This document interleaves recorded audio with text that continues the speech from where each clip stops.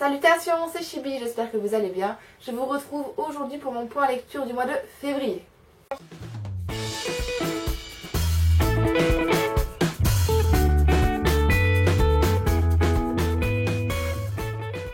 Ce mois de février n'a pas été hyper riche en lecture. Je n'ai lu que 2 BD, un manga et j'ai abandonné un livre. Donc je n'ai même pas terminé un bouquin durant ce mois. Voilà. Il était très court, il est passé très vite, j'ai eu des trucs à faire, enfin voilà. Mais dans les choses que je vais vous présenter aujourd'hui, il y a quand même des belles découvertes. Alors on va commencer tout de suite.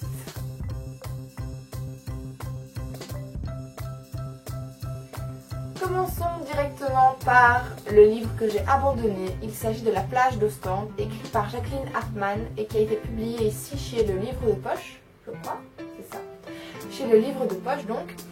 Il s'agit en fait de l'histoire de Emilienne qui rencontre Léopold pour la première fois à 11 ans et qui va en tomber red dingue amoureuse. Tellement red dingue amoureuse qu'elle va faire toute sa vie en fonction de ce gars-là. Donc elle est frappée par l'amour littéralement et elle va en fait régler son existence sur Léopold. Et donc comment est-ce qu'elle pense qu'il pense aimer les femmes, comment est-ce qu'elle s'habille, enfin elle est hyper observatrice, elle regarde un petit peu, elle va jusqu'à pas changer sa personnalité mais elle va jusqu'à se montrer d'un caractère similaire au sien, très calme, très posé, un peu taciturne et ça va vraiment jusque là et je supporte pas ce genre de femme en fait. C'est juste pas possible. J'aime bien les héroïnes qui ont du caractère, qui montrent qu'elles en veulent. Et là, régler sa vie en fonction d'un homme, faire tout ce qu'elle pense pouvoir être, en fait devenir la femme idéale à ses yeux. Je pense que c'est un peu son but. J'ai lu une 50aine de pages, donc voilà, mais je suppose que c'est ça. Devenir un peu la femme idéale pour qu'il la remarque enfin. Donc c'est pas quand elle a 12-13 ans qu'il va la remarquer, mais bien plus tard. Et je trouve que non, ça ne colle pas du tout avec mes convictions, pas du tout. Et c'est peut-être une belle histoire d'amour, quelque chose d'intéressant, mais je peux vraiment pas tolérer ce genre d'attitude d'une femme vis-à-vis d'un homme. C'est donc une romance assez obsessionnelle, c'est assez toxique je trouve. Et c'est vraiment pas un bon message à transmettre, une bonne attitude je trouve à avoir vis-à-vis de quelqu'un, qu'on soit homme ou femme. Essayer de changer sa personnalité, essayer de coller au maximum à ce qu'on croit que l'autre personne voudrait qu'on soit. Non, ça c'est pas du tout quelque chose qui rentre dans mes convictions. Où se trouve notre identité là-dedans, je ne sais pas. Où se trouve l'expression de nos propres goûts, je ne sais pas non plus. Donc voilà, j'ai eu aucune connexion avec l'héroïne ou même avec le héros, donc l'homme en question. Je trouve qu'il est assez banal et pas du tout intéressant. Donc j'ai pas voulu aller plus loin et j'ai abandonné lâchement cette lecture pour me diriger vers autre chose. Voilà. J'ai également lu le tome 8 de la saga Lady Anne Butler, écrit par Rei Izawa aux éditions Pika. Et je vous en parlais déjà dans un précédent point lecture et encore dans des Saturday Book and Tea Fever, forcément quand j'ai terminé. Ce tome-ci relate l'arrivée en fait d'une nouvelle élève dans l'académie Soseiken et elle va un peu se positionner comme une rivale de Ryo vis-à-vis d'Akuo. Et donc elle va un petit peu, elle c'est Ryo, Ryo va se rendre compte en fait des sentiments qu'elle éprouve vis-à-vis d'Akuo et ça va un petit peu se révéler. On avance un petit peu dans les relations qui les lient tous les deux. Et j'ai bien aimé, c'était léger. Bon après tout ce qui est cucu, tout ce qui est... je trouve que c'est un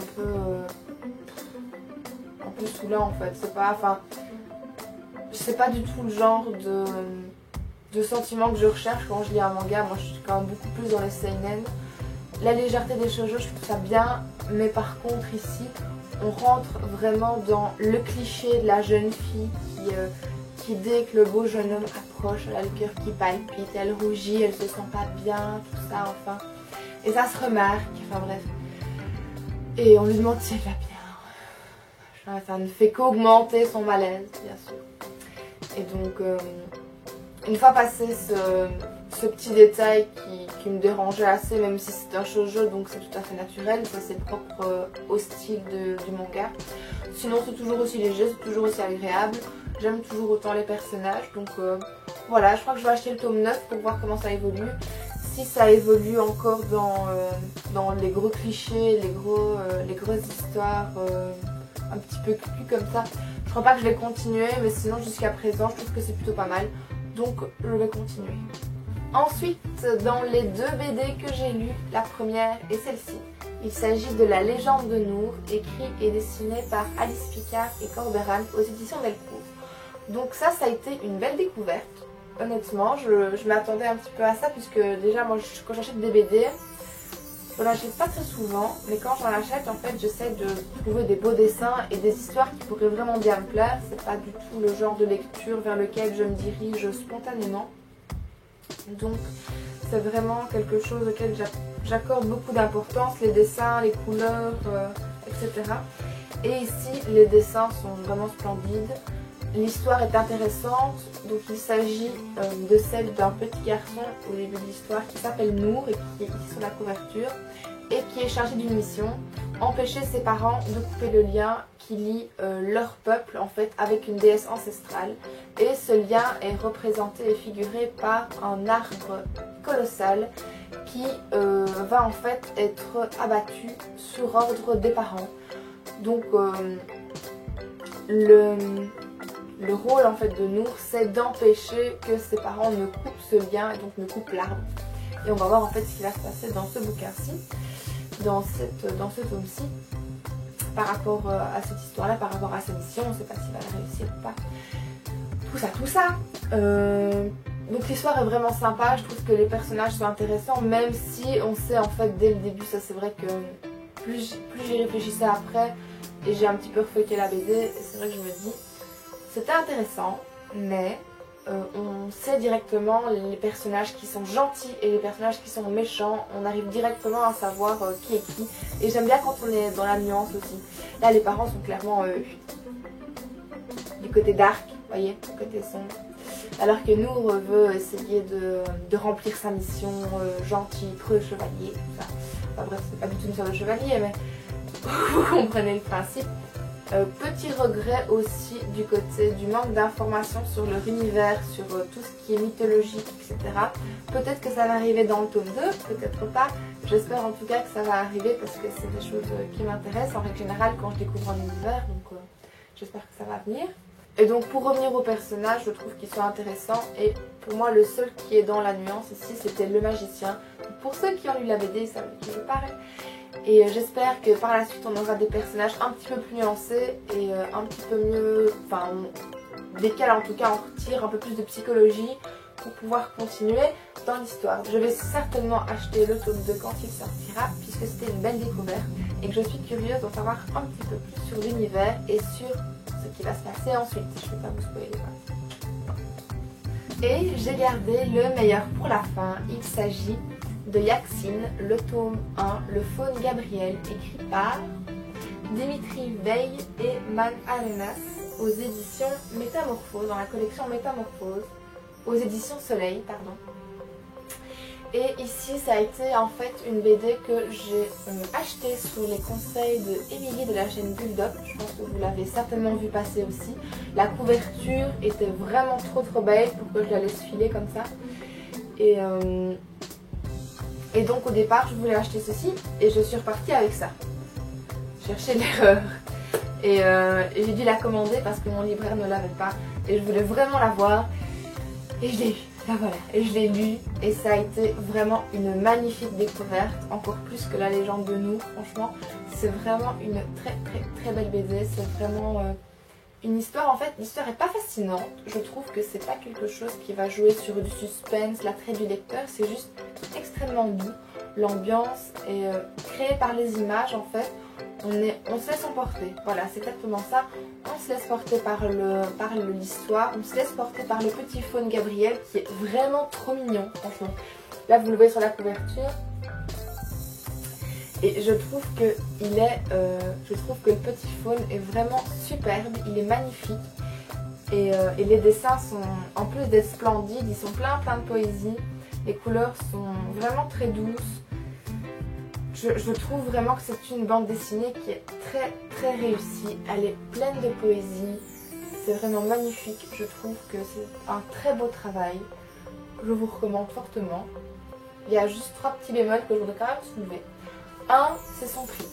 Il coûte environ 20 euros. La BD coûte environ 20 euros. Je trouve que c'est bien de le savoir avant de vouloir investir dedans. Parce que moi, je ne l'ai pas payé ce prix-là personnellement. On avait une réduction au bout de X passages dans la case de fidélité. Donc, je n'avais pas du tout payé ce prix-là. Je suis bien contente.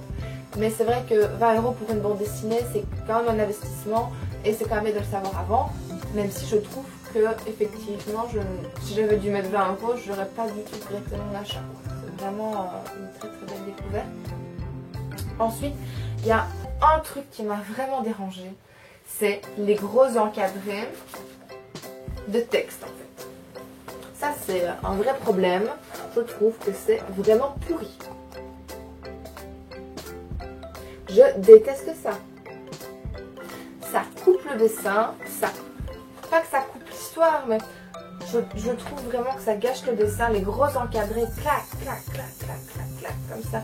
Je préfère encore quand les textes sont associés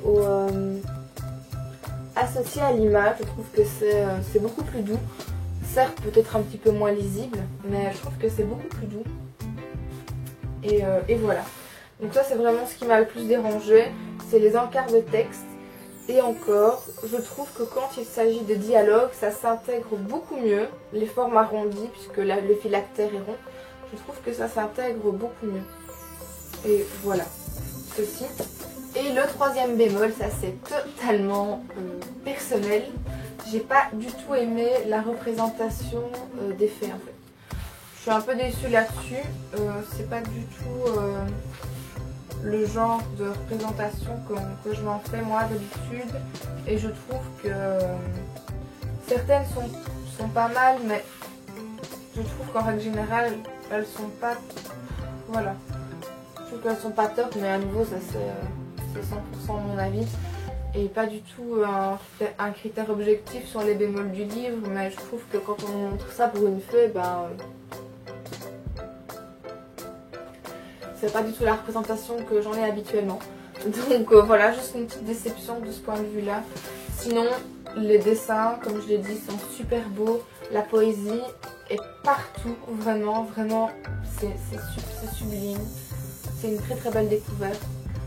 C'est aussi un livre, une BD en fait que j'ai lu en 2 ou 3 fois. Donc j'ai fait des pauses dans mes lectures parce que c'est vrai que je pense que la lire toute d'un seul bloc, elle est quand même épaisse, elle fait une 60 pages je pense, avec les grosses planches, les planches sont cartonnées, c'est un truc de malade. Elle fait ouais 63 pages et je trouve que le lire en une fois c'est peut-être un petit peu lourd au niveau de la lecture, parce qu'il faut ça, prendre le temps en fait de bien la lire, prendre le temps de regarder les dessins, de s'imprégner de l'ambiance et s'imprégner de l'univers. Je trouve que c'est important. Donc le lire en plusieurs fois, moi en tout cas c'est ce que je fais et je ne le regrette pas du tout.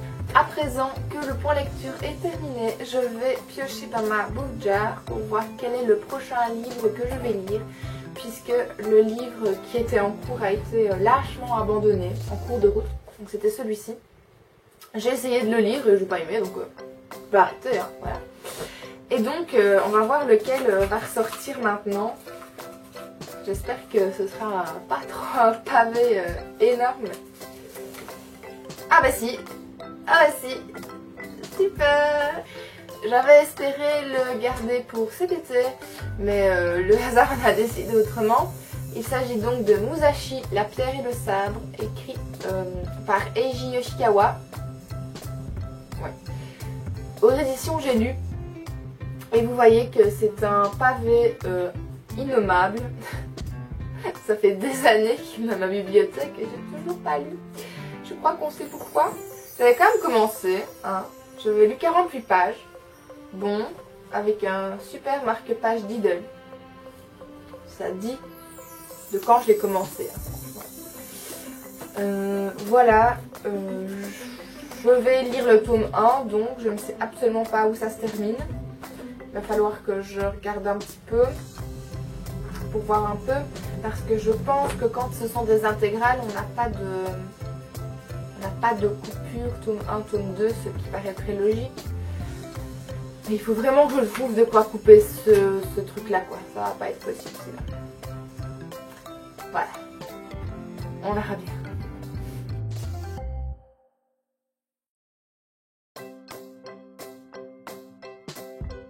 Et puisque je suis là et que je suis passée à la foire du livre de Bruxelles samedi, ça s'est très bien passé d'ailleurs, je vais peut-être vous présenter ce que j'ai acheté sur place puisque j'ai un petit peu craqué. Pas grand chose, hein, quelques indispensables je pense,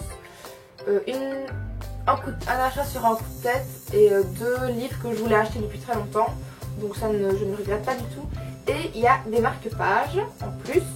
Et donc le premier livre que j'ai acheté, c'est chez Brajlon Milady et Customer, donc le stand de ces 3 éditeurs là. Il s'agit de Ce qui nous lie, écrit par Samantha Bailey, parce que ça fait je crois 2 ans. Je crois que ça fait 2 ans que Margot Liseuse en parle. Et déjà quand ça avait été un de ses livres Lumière, je crois même carrément dans ses livres Lumière de 2013, il me semble qu'elle avait placé cet auteur-ci. Et donc je l'avais toujours pas lu. Et donc je me dis que c'est vraiment l'occasion. En plus il est sorti en poche. Je voulais pas trop acheter en grand format parce que j'ai toujours un peu peur des coups de cœur comme ça. Je me dis j'en attends beaucoup et finalement il en ressort pas grand chose pour moi. Donc j'espère que ça va vraiment me plaire et j'ai hâte de commencer cette histoire-ci. Un autre coup de cœur qui avait été chaudement recommandé par la chaîne d'Audrey, donc par Audrey plutôt, de la chaîne Le Souffle des mots. Il s'agit du livre de perles écrit par Timothée de Fombelle, qui après s'est retrouvé sur plein d'autres chaînes, j'en ai vu dans plein de vidéos, dans plein d'articles, et apparemment c'est un très beau livre aussi. Encore plus pour la jeune libraire qui présentait ses coups de cœur sur le stand de Gallimard, parce que c'est chez Gallimard que j'ai acheté ça, oui c'est ça. Donc on discutait et j'hésitais à acheter celui-ci, Les fiancés de l'hiver, et un troisième c'était Tant que nous serons encore en vie ou quelque chose comme ça. Enfin il y avait les 3 et je revenais en fait, donc je suis passée faire un petit tour, je montrais à mon copain tout ce que j'aurais bien voulu acheter. Et tant qu'on était dedans, bah, elle est venue, elle m'a dit oh ce livre a changé ma vie, il est génial, il faut que vous le lisiez, c'est super et tout. Et puis je demandais, et les 2 autres, ah ceux-là aussi sont géniaux, d'ailleurs c'est pour ça qu'on les a regroupés là comme ça. J'étais là, oui mais il faut que je choisisse. Et finalement j'ai choisi celui-ci. Et donc j'ai aussi hâte de le commencer parce qu'en plus il a été recommandé aussi par d'autres blogueurs et donc... j'espère que je ne serai pas déçue, j'espère vraiment que je vais adorer aussi. Il n'y a rien de pire que de se faire recommander plein de fois un livre et puis finalement, ah, c'était juste ça.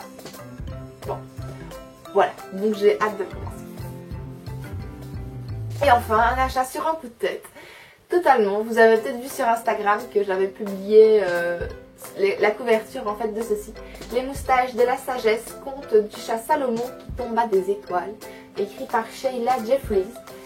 Et en fait on avait vu ce petit livre là sur le stand de Pocket Jeunesse. Pocket je crois tout court.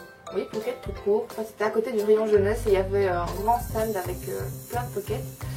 Et on le voit en début de journée. Et donc je me dis bah écoute je vais prendre des photos de différents livres qui m'intéressent. Et puis bah, on va faire un petit tour et je ferai mon choix par après.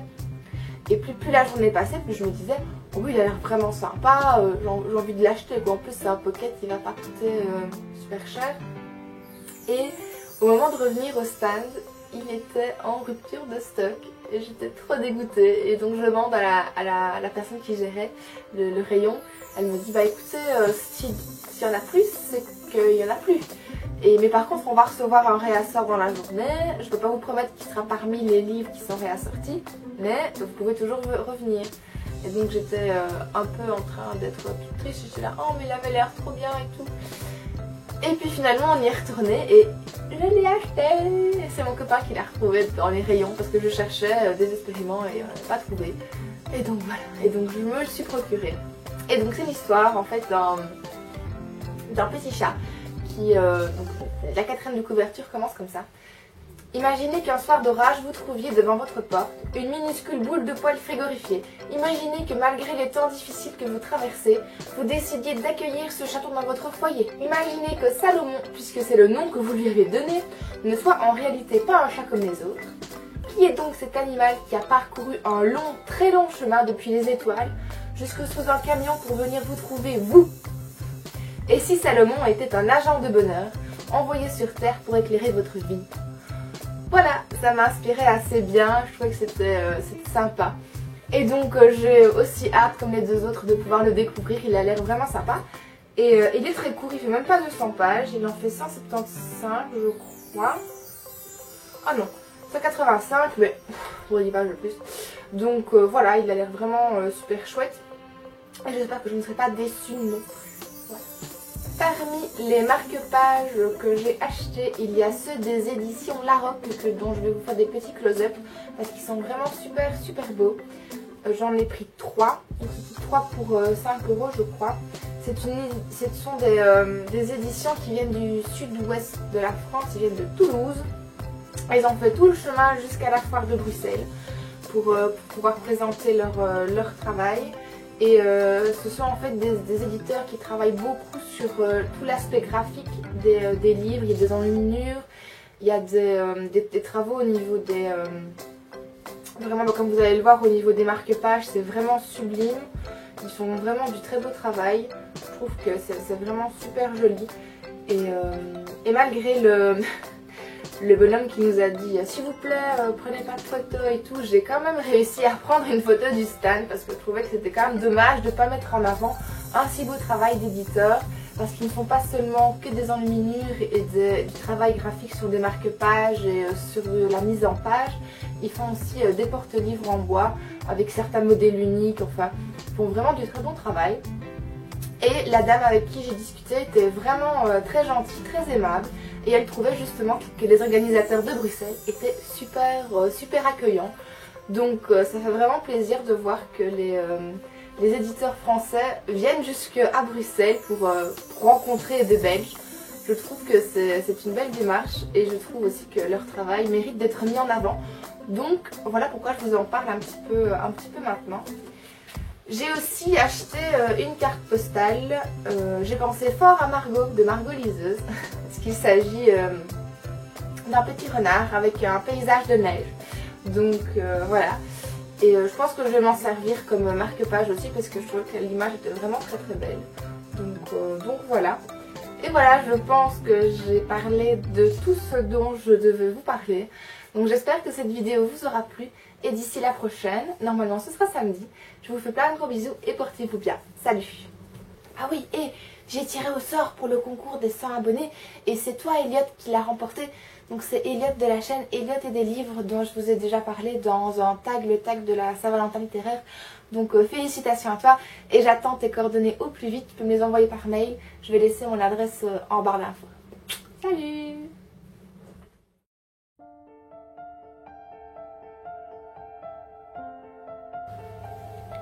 Il existe un lieu où les collines sont aussi hautes que des géants endormis, et où les arbres et les rivières chantent l'éternel retour des matins du monde, un lieu où les anciennes puissances de la nature règnent encore sans partage.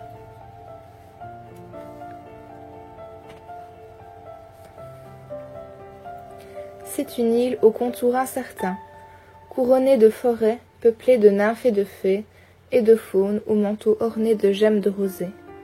C'est une chimère née de l'innocence. Pour l'atteindre, il faut aller loin, plus loin que les lointains rivages de nos pensées. Par-delà le murmure des vents et des marées, au cœur d'une forêt si immense qu'il faut des années pour la traverser. Sur ces collines et dans ces vallées, nos pieds d'enfants se sont promenés, mais jamais n'y ont laissé d'empreinte, pas même sur la terre de ce sentier. Car l'enfance, comme le sable entre nos mains, s'écoule au fil des hivers et des printemps. Et cette île, aux formes rêvées par l'innocence, nous échappe un peu plus chaque jour. Comme un souvenir enfoui, comme les fragments d'un rêve, qu'il nous arrive encore parfois d'effleurer sans jamais vraiment pouvoir l'oublier. au détour d'un chemin abandonné, dans la caresse d'un soleil apaisé, dans la beauté d'un moment d'éternité. Alors, nous les revoyons ces rivages familiers. Nous revoyons ces belles collines et ces vertes vallées, et ces sentiers où nos rêves d'enfants se sont égarés. Nous savons alors que c'est la vie qui n'est qu'un songe, et que c'est cette île aux contours inchangés, cette île couronnée de forêts peuplée de nymphes et de fées, et de faune aux cheveux emmêlés de sceptres boisés, que c'est elle qui est notre vérité, pour toujours et pour toujours.